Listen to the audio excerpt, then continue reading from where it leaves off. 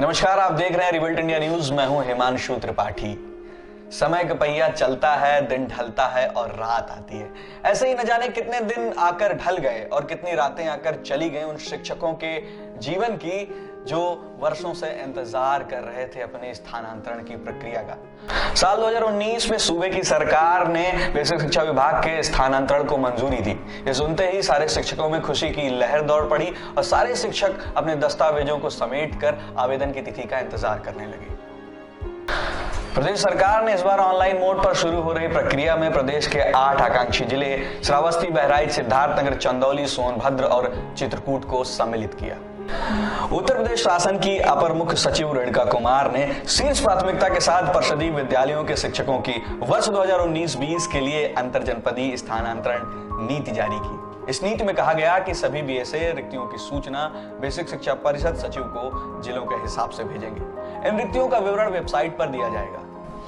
इस पूरी प्रक्रिया की नीति में आगे कहा गया कि शिक्षक आवेदन करते वक्त 5 अलग अलग जिलों का विकल्प अनिवार्य रूप से भरें। किसी भी जिलों का दोहराव नहीं किया जाएगा तथा किसी भी जिले में स्वीकृत पदों के सापेक्ष 15% तक सीमा तक स्थानांतरण होंगे। दिव्यांगता अथवा असाध्य रोग के आधार पर किए गए आवेदन में एम्स, पीजीआई या सीएमओ का प्रमाण पत्र अनिवार्य होगा। ऐसी और भी कई शर्तों के साथ नीति तो जारी कर दी गई थी, लेकिन वो कहते हैं ना कि एक सवाल कई रातें सोने नहीं देता। ये वही रातें गुजर रही थी शिक्षकों की, ये सोचते सोचते कि आखिर ये प्रक्रिया पूरी हो भी पाएगी या नहीं। 26 दिसंबर से आवेदन की प्रक्रिया शुरू हो गई, जो 20 जनवरी तक चलने वाली थी। यानी जो आखिरी तारीख तय हुई वो थी 20 जनवरी। आपको बता दें कि अंतर जनपदीय ट्रांसफर के लिए 40,000 पद खाली थे। इसी बीच जनवरी 2020 में बेसिक शिक्षकों की ट्रांसफर पॉलिसी को कोर्ट में पहली चुनौती मिली। कारण बताया गया कि पॉलिसी तैयार करने में भेदभाव किया गया है। इसके बाद पिछड़े आकांक्षी जिलों के लिए अलग प्रावधान को भी कोर्ट में चुनौती मिली। फिर दोबारा आवेदन करने की पॉलिसी को भी चुनौती मिली। आखिर इस बार कोर्ट ने बेसिक शिक्षा नीति आयोग से इसका जवाब मांग ही लिया और फिर अंतर जनपदीय तबादले के लिए हो रहे आवेदन की पूर्व निर्धारित तारीख से, जो 20 जनवरी तक थी, बढ़ाकर 28 जनवरी कर दी गई। यानी पूरे 8 दिन की मोहलत। इसके साथ अंतर जनपदीय तबादले की प्रक्रिया भी समांतर रूप से गतिशील रही, जिसके अंतर्गत आपसी सहमति हेतु शपथ पत्र भी लगाए गए। उसके बाद अंतर जनपदीय स्थानांतरण के लिए काउंसलिंग और ऑनलाइन सत्यापन की समय सीमा को बढ़ाए जाने के संबंध में एक विज्ञप्ति जारी हुई, जिसमें लिखा था काउंसलिंग का आयोजन 6 फरवरी से 12 फरवरी 2020 तक। स्थानांतरण के लिए प्राप्त आवेदन पत्रों का ऑनलाइन सत्यापन 6 फरवरी से 12 फरवरी 2020 तक। दावे तथा आपत्तियों का निस्तारण 14 फरवरी से 27 फरवरी 2020 तक। इस विज्ञप्ति के बाद शुरू हुई एक जंग, जिसने पूरे विश्व की रफ्तार को जकड़ लिया और साथ ही जकड़ गई एक पूरी प्रक्रिया।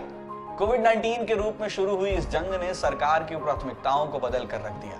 बेसिक शिक्षा विभाग के पास अब एक नई चुनौती थी, जिसके निपटारे के लिए पूरे विभाग ने कमर कस ली और शुरू हुआ चुनौतियों से निपटारे का खेल। इसमें टीचर्स का ऑनलाइन डाटा फीडिंग कराने के साथ ही नए शैक्षिक सत्र की शुरुआत भी थी।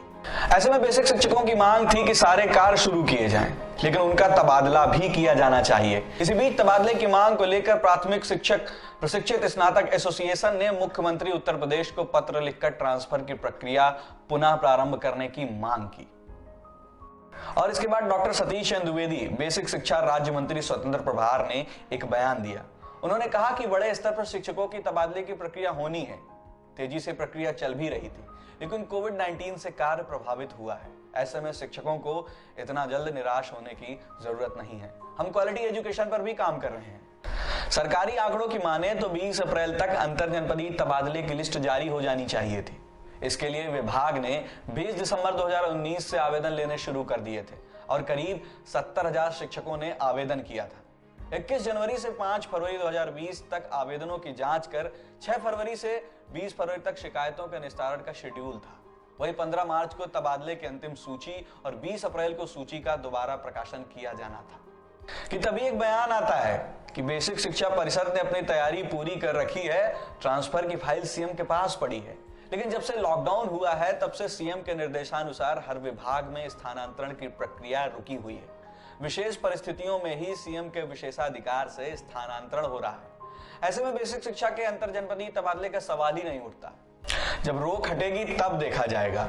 और इस बयान के साथ ट्रांसफर का इंतजार कर रहे शिक्षकों को लगा एक बड़ा झटका। क्या यह प्रक्रिया अपने तय समय सीमा के साथ पूरी हो पाई? आगे क्या हुआ इस केस हिस्ट्री में, जानने के लिए बने रहे हमारे साथ यानी रिबिल्ट इंडिया न्यूज के साथ।